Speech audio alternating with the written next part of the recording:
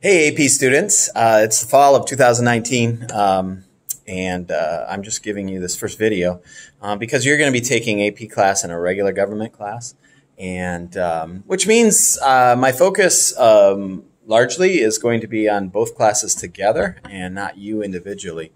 And that means things like going over the syllabus is going to be hard to do. So that's what my intention is today, is to go over the syllabus for you. Hopefully this video, I'll keep it nice and concise so it isn't like a 45-minute video that you need to struggle through when you've got other things to do. My other suggestion is that when you get this video, you maybe play it at speed and a half going back, and that means that, let's say if this is a 25-minute video, you can get it done in 15, 18 minutes or so. But let me tell you just a little bit about AP Government and how it's going to be set up this year. That way we don't have to do it in class or at lunch. You can do it in your study hall. So AP Government, you should have a syllabus that looks like this. You're signing it and giving it back to me today, but hopefully it will make sense to you when I go over it. Obviously, there's the introduction and goals. That's not something that I really need to comment on. You can just read through those goals and understand what it is that you're going to do. I want to talk through a variety of your textbooks here. So this is our main textbook. It's called Government in America. I have a feeling on the video it's backwards, but this is kind of the primary text that we're going to use for this book. One thing I will say about this book is, and about the AP curriculum, is that starting last year, there is a new AP curriculum, and it is not nearly as reading intensive. So this book, while still important, is less important than it has been in the past. That's probably good news for you because you're not going to be quite as dependent on knowing every bit of this book. You will also see that some of the reading assignments, I'm going to back off on some of the intensive reading assignments for this semester. However, for the first few chapters, I am not going to do that. And that is because these first few chapters are so foundational to the class that we'll really want to read them well and then test them well. But anyway, I am going to refer to this book from now on in your syllabus and in your tentative schedules as the Edwards book, and that's only because the first to last name of the authors is Edwards. So this becomes your Edwards textbook. The other thing I guess I would have to say, and this relates to the changes in the curriculum, is that the course, because it's a little bit less focused on reading, it is more focused on big concepts. I still do feel like this textbook is going to help you understand some of those. Hopefully, some of the activities we've done in class will help you understand some of those big picture kinds of things. Okay, so this is your textbook. Know it well. The other thing that we use as a textbook, AP requires that you do some primary source reading. Primary sources are documents, historical documents, foundational documents that are important in the development of our country. And this is the book that we're going to use for that. It's called American Polity, and there's a lot of articles in here. We'll probably use about 6 or 7 of them. And so this is not as important. This is a book that you could keep in your locker or at home most of the time, depending on where you do your reading, and just pull it out when we have those readings. Some of the readings are incredibly important. Those are indicated on your tentative schedule, and I'm going to give you a Unit 1 tentative schedule today. I think I shared it with you on Google Classroom. You should also sign in to Google Classroom to make sure that that you are receiving that information. So those are the 2 textbooks that we have. I think they are listed under the textbook section here, so hopefully that makes sense. The last thing, and I don't refer to this in the syllabus, but you will be getting this document as well. When AP redid their government curriculum a year or a year and a half ago or so, they kind of outlined some of the major themes that they were shooting for. And so what they did is along the top of here it says Enduring Understandings. That's going to be the top row here. Those are your enduring understandings, and then broadly they become the units that we study. So, for example, under Enduring Understandings, the first one is Foundations of American Democracy. That is going to be our Unit 1. And then you can see they kind of jump out of order. And then the Unit 2 is way over here, and that's Civil Rights and Civil Liberties. I do that because we talk about the Bill of Rights, and so to me it makes sense to do it as a Unit 2. But in the chart, it is way over in like the third or fourth column. And then you can see the other units as well. But those are your enduring understandings. Down the column here, instead of the row, you see the big ideas. And the AP then identified big ideas. You can see constitutionalism, liberty and order, civic participation, competing policymaking interests, and then there's one on the back, methods of political analysis. These are kind of big ideas that trend through every unit. And so that there is this kind of this sense that you have your enduring understandings, you have your big ideas, and we're going to see them pop up in various units. And you can see how it kind of works like a little bit like a rubric or a matrix. So I'm going to give you this document today. And you can just read through it. The more important thing with this document is it's going to be a bit of a roadmap.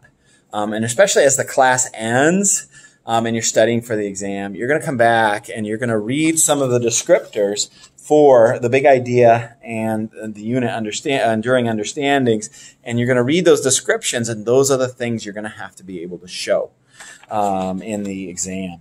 So, for example, the first big idea is constitutionalism. That's the idea that our government is based on a big constitution. And the enduring understanding is Foundations of American Democracy.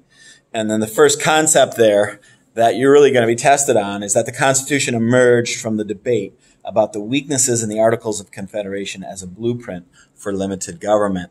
In fact, we're going to be talking a little bit about that today in class, today being August 21. So anyway, already we're tackling this particular enduring understanding. Okay, so hopefully this is going to be helpful for you too as you start to read. So that's the texts, or and also this kind of framework that you're going to use. Okay, we're going to talk a little bit more about grading as well. So this is how this course is going to be graded. There is going to be two midterms. Those midterms are going to be fairly large. The reason why we're giving you those midterms is to start to have you practice for the final exam and then for the May exam next year. It's really important that you see those as an opportunity to grow into that final exam that is going to give you your college credit potentially. You need to know that we'll follow AP format on those midterms that we give, and so it'll be about 55 multiple choice, hopefully, and as many FRQs as we can, and I'll explain what an FRQ is a bit later. So then the other things that we're going to be tested on are your reading quizzes from the chapters. And also some unit tests as well. That's going to probably be 30% of your grade or so. And then lastly, there's going to be activities that we do, assignments that we do. That's going to largely be done in your regular government class, and you will get a certain grade for that. I'll have to explain what that looks like later, and hopefully it will make sense. Okay. By next May, you're going to take an AP exam, which is 55 multiple choice questions. That you're going to take over 45 minutes. And then you are going to have 100 minutes to answer 4 FRQs is what they're called. That stands for free response questions. And they are questions that you write out. Some of them are very writing intensive, and we'll talk about how they are. You have to develop a thesis. You have to argue and counter-argue points. Some of them are based on primary sources, so you have to know some of the documents that we study, and I'm going to tell you what those are. Some of them are going to be based on data. You're given a poll, a chart or graph, and you have to interpret that, or a political cartoon, and you have to interpret that.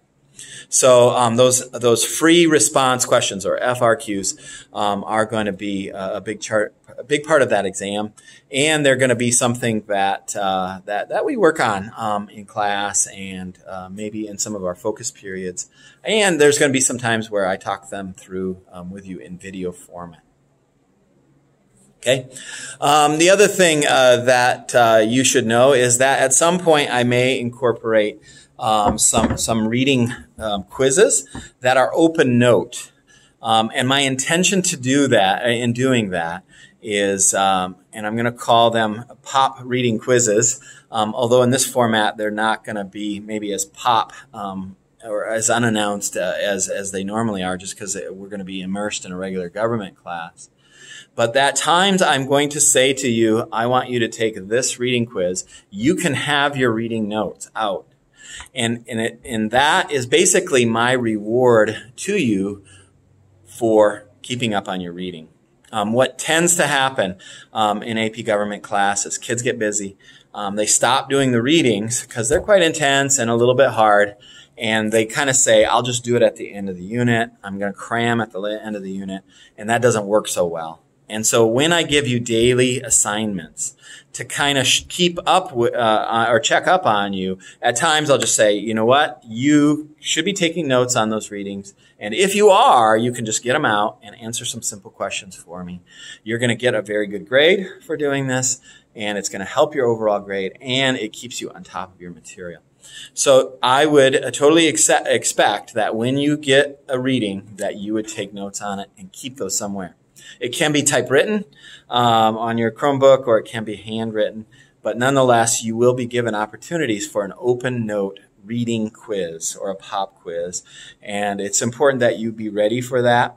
And I'll explain a little bit later when we might have those, so you're aware of like when you would bring your materials to class, so that I can give you those quizzes at various times. Okay? So hopefully that makes sense to you as well. Some other information about the class is that, and I'm trying to find things that are unique to just AP government that the rest you'll hear in your regular government class.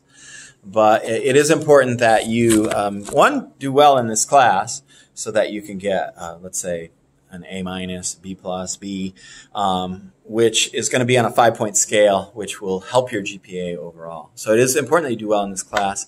It's also important that you then, as you get ready for next May, that you're prepared for the AP exam in May. To do that, our class will end in January, but then we'll have some study sessions next spring for some lunch periods to get us ready for that exam. Generally speaking, kids do decently well. My averages in this class are always more than 3. So the average score is 3. And if you're going to Grand Valley, or if you're going to Western or Trinity, a 3 will exempt you out of a college credit. If you're going to Hope or Calvin or University of Michigan, you'll need a 4 or a 5 to get that exemption. But that is very doable if you go through this class. I'm going to wrap up this video right now, just because I don't want it to get too long and for you to get maybe overwhelmed with information.